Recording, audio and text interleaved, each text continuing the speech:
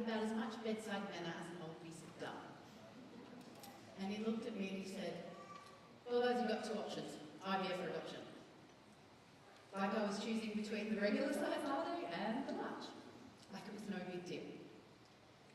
And what kept replaying over and over and over in my head was a phrase that I believe keeps us stuck, unexpressed, and suffering in situations far longer than we need to.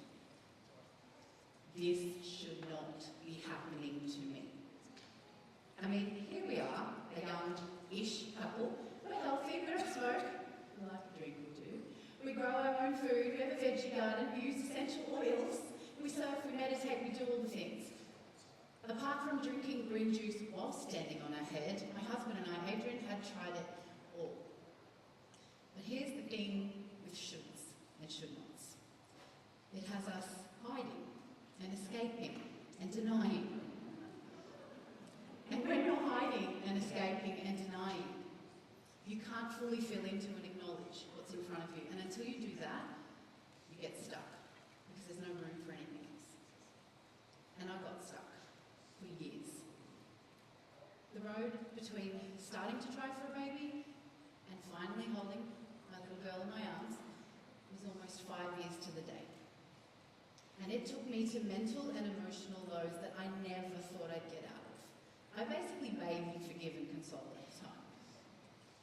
But with a lot of time and a little bit of hindsight, I've realised what kept me stuck was a very white-knuckle grip on a black and white view of the world. A world full of conditions and stereotypes. If you are X, you're not allowed to do Y. And for Y, you must do Z.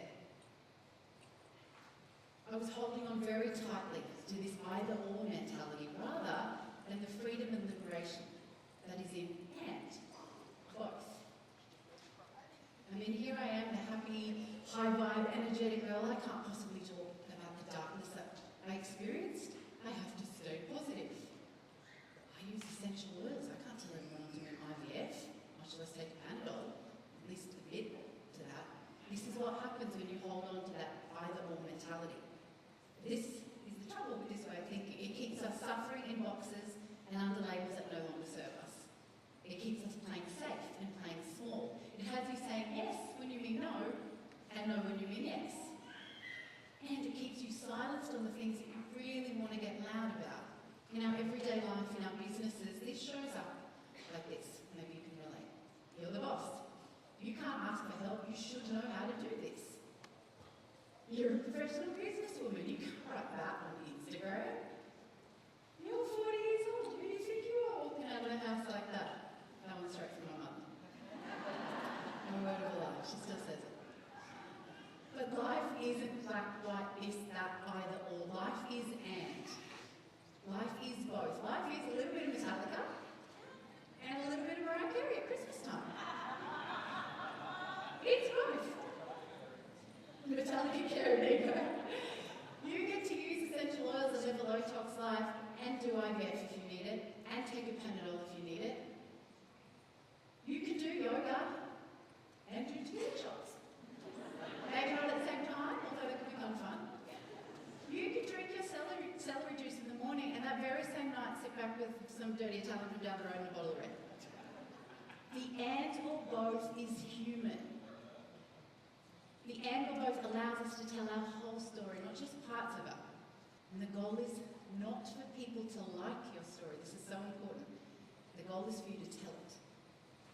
Because a beautiful thing happens when this occurs. True, authentic connection. When I opened up on my social media and my podcast at the time about what I was going through and what I really felt when I couldn't have a baby and everyone else around me was, the judge, the rage, people message me on the daily. Women message me every day going, thank you for opening up about this.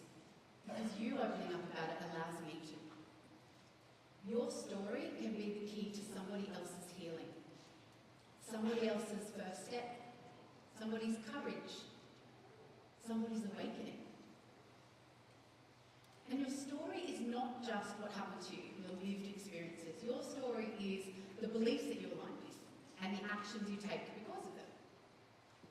It's your why, it's your reason for getting out of bed in the morning. And we bang on a lot about our why in doTERRA, so we better know our why, right? It's how you dress. It's how you wear your hair. Fun fact, I used to straighten my hair for 37 years of my life until I realised my curls are a part of my story, and now they get celebrated. Hopefully I will inspire some fellow curly girl out there to do the same thing. It's the language that you use, or don't use. It's the energy that you radiate when you walk into a room. It's how you respond. It's how you react. It's what you say yes to. And more importantly, it's what you say no to. And we all have a story to tell in only a way that we can. And it's these stories that will change the world one person at a time. But here's the pushback that I get when I talk about telling a story. No one wants to hear from me. I'm too ordinary. Let me tell you something. Ordinary connects. Ordinary says, hey, I'm just like you.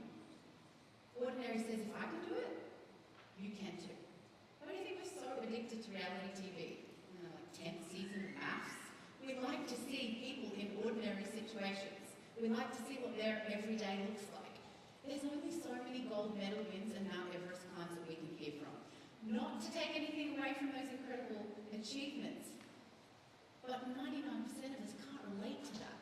When I open up and talk about things like how my 3-year-old swears in context, I can't imagine where she gets that from, but my engagement on my social media goes to the roof. I'm having these beautiful, authentic DMs with women who get me, women who see me, women who understand me, and women who also have children that swear.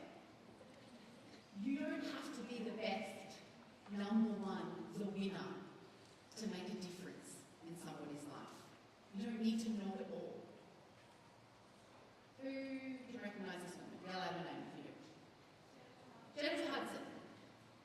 So she is one of only 17 people that has won an Emmy, a Grammy, an Oscar, and a Tony. She came 7th in American Idol. You don't need to win.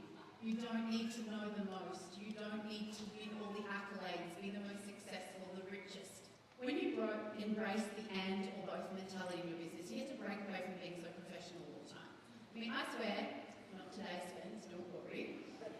I call things out in the industry that I don't agree with. I mean, one day I'm giving a mini TED talk on my Instagram live, and the next day I've whipped up my knee pads and I'm getting down and dirty doing a dance class. I am both. I am a wannabe dancer and a business mentor. I know that when I share my love for French rosé and 90s R&B, my women